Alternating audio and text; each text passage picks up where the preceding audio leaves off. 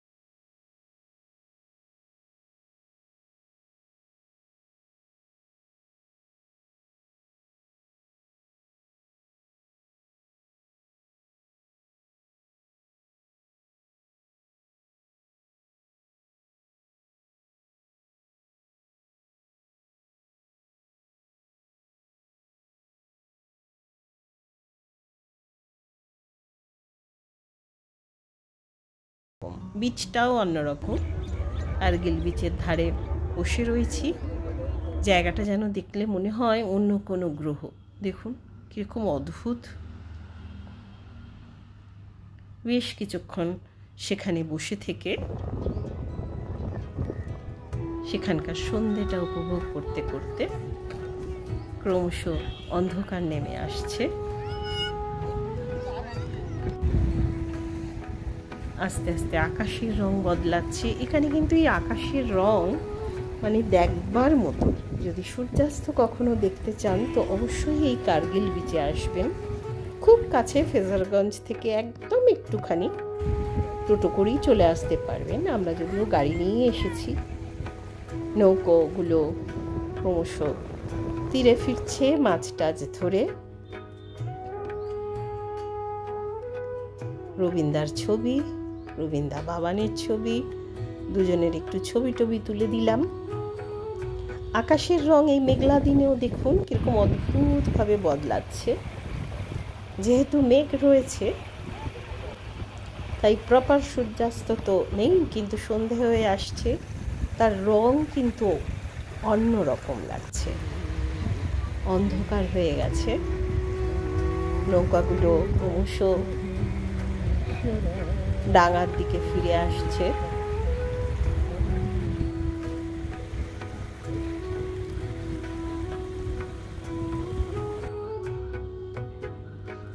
একটি দুটি নৌকা এই যে ডাঙায় উঠেছে, মাছ ধরে এনেছে। ওদিকে চিংড়ি মাছগুলো বাঁচছে, আর কিছু মাছ চলে যাবে, অন্য মাছ, সেগুলো শুটকি হবে। চিংড়ি মাছ আছে এগুলো, আর বড় মাছও আছে। মাছ ছাড়াই বাছাই হলো। আমরা আবার সন্ধেবেলা চলে এলাম আমাদের বকখালি বিচে। মন্দির রয়েছে একটি, সেখানেও একটু দাঁড়ালাম। এই যে আই লাভ বকখালি। এবার এখানে চলে এলাম বন্দুক ফাটাতে। বাচ্চাদের মতন বন্দুক ফাটাতে কিন্তু আমার খুব ভালো লাগে। প্রথমে বাবান ফাটাচ্ছে, ওর তো এম খুবই ভালো, সবগুলোই সাকসেসফুল হচ্ছে। আমি গুনছি পাশে দাঁড়িয়ে দাঁড়িয়ে।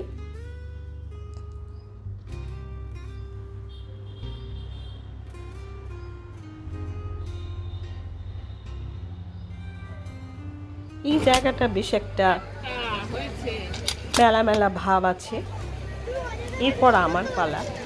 আমার একটু টাইম লাগছে সেট করতে চোখ, কিন্তু আমিও একটাও মিস করছি না। বাবান তো ছটাই ফাটিয়েছে, আমিও কিন্তু ছটা ফাটালাম। এখানে চলে এলাম ভুট্টার কাছে। ভুট্টা টুট্টা নিয়ে 1 ঘন্টার যে ভাড়ার চেয়ার, সেই চেয়ার নিয়ে 20 টাকা ভাড়া, বসে পড়লাম। দেখুন সমুদ্রের ধারে চারিদিকে লোকজন, কিন্তু এদিকটা বেশ অন্ধকার, আর দূরে খাবারগুলো রয়েছে। এখানে কিন্তু এই খাবারগুলো খুব সুন্দর লাইন দিয়ে, জানেন তো, প্রথমে হচ্ছে আপনার চাট একটা লাইন, তারপরে ফুচকা, তারপরে মাছ, তার এক সাইডে হচ্ছে কর্ন। বেশ সুন্দর, মানে খুব ডিসিপ্লিন ওয়েতে ওরা দাঁড়িয়ে থাকে, হ্যাফাজার্ড না, আপনার ভালো লাগবে দেখতে। আর পরিষ্কারও এই বিচটা, এরা বোধহয় পরিষ্কার করে, ময়লা টয়লা ফেলে না, পরিষ্কারও।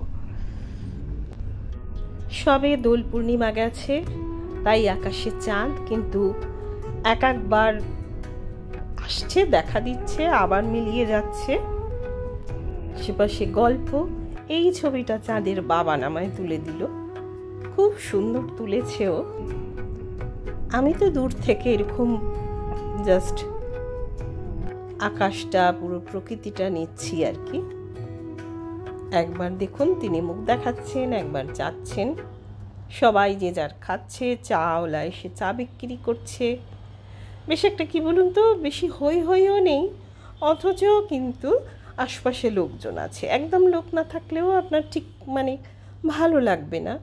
সমুদ্রের এই সময় ঢেউটাও মানে আওয়াজটাও পাচ্ছি, আশপাশে লোকজন রয়েছে, কিন্তু ওই খাবার দোকানগুলো বেশ খানিকটা দূরে, যার জন্য ওই বেশি চাচামেচিও নেই আর কি, বেশ সিস্টেমেটিক। আমার ওই জন্য এই জায়গাটা ভালোও লাগে।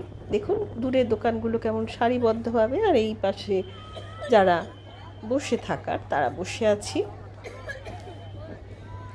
এই বিচে বসে থাকতে থাকতেই বলি বন্ধুরা, আমার এই ভিডিওটা ভালো লাগলে একটু লাইক দেবেন, একটু শেয়ার করবেন, সাবস্ক্রাইব বাটনে একটু প্রেস করবেন। এই দেখুন বাচ্চাদের জন্য কিছু ব্যবস্থা রয়েছে খেলাধুলো। এখানে আবার ওই যে ব্যাটারি চালিত যে গাড়িগুলো বাচ্চারা চালাতে পারে। এই পাশটা প্রচুর দোকানও আছে। কেনাকাটা কিছু করিনি, কারণ প্রায়ই আসি, কেনাকাটার কিছু নেই। ফিরে এলাম আমাদের যে লজে। রাত্রেরও কিন্তু এর মানে প্রকৃতিটা একদম খুব মোহময়। চারিদিকে নিবু নিবু আলো জ্বলে, আর চাঁদনি রাত তো বুঝতেই পারছেন। এই দিকটায় আপনি চাঁদনির খুব একটা চাঁদের এফেক্টটা পাবেন না, কারণ আলো রয়েছে। একটু পিছনের দিকটা গেলে কিন্তু চাঁদের যে আলোটা পুরো এসে পড়ে, সেটা খুবই ভালো লাগে। রাত্রি হয়েছে তাই কেউ কেউ ব্যাডমিন্টন এনেছে, দূরে যে ব্যাডমিন্টন কোর্টটায় তারা খেলছে। আমি প্রত্যেকবার ভাবি নিয়ে যাব, কিন্তু কি জানি কেন ভুলে যাই। হঠাৎ হঠাৎ যাওয়া তো, আমাদের সব উঠলো বাই তো কটক যাই আর কি। আগে থেকে কিছু প্ল্যান করা খুব বেশি থাকে না। এর ভেতরটা এত সুন্দর যে এর ভেতরটাতেই কিন্তু বসে থাকলে বয়স্ক মানুষরা এলে আর মানে বেশি কোথাও যেতে হবে না। একটু সমুদ্রের ধারে গিয়ে বসলেন, আবার চলে এলেন। একটা দিন যে কোথা থেকে কেটে যাবে, খাবার দাবারও ভালো, কোনো অসুবিধা নেই আর কি। এইটা হচ্ছে আমাদের যে করিডোরটা, সেটা পার হয়ে এসে ডিনার টেবিলে বসে গেলাম। ডিনার হয়ে গেল, একটু হাঁটছি। এই পাশটাতেও এদের ড্রিঙ্কসের দোকান আছে। যারা হার্ড ড্রিঙ্কস যারা চায়, এই আলাদা তার জন্য একটা দিক রয়েছে। এই পাশটাও কিন্তু খুব সুন্দর করে সাজানো, খুবই সুন্দর করে।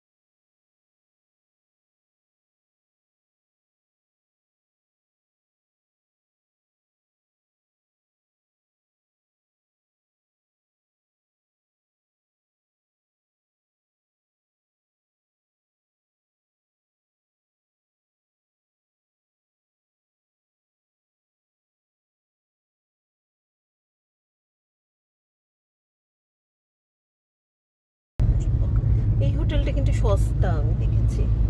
হোটেল দীপক পেরিয়ে গেলাম। হোটেল দীপক, এইটা তো ফ্রেজারগঞ্জের ইন্ডিয়ান কোস্ট গার্ডের অফিস।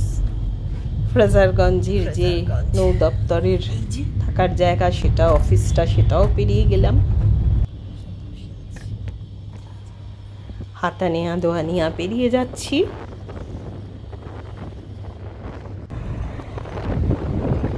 খুব ছোট্ট একটা ট্যুর। আজ লাঞ্চ করে নেব রাস্তায়। সাগরিকায় গিয়ে দেখলাম প্রচুর লাইন, তাই এবার এলাম দেবুর হোটেলে। শুনেছি দেবুর হোটেল খাবার ভালো, কিন্তু কখনো আসিনি।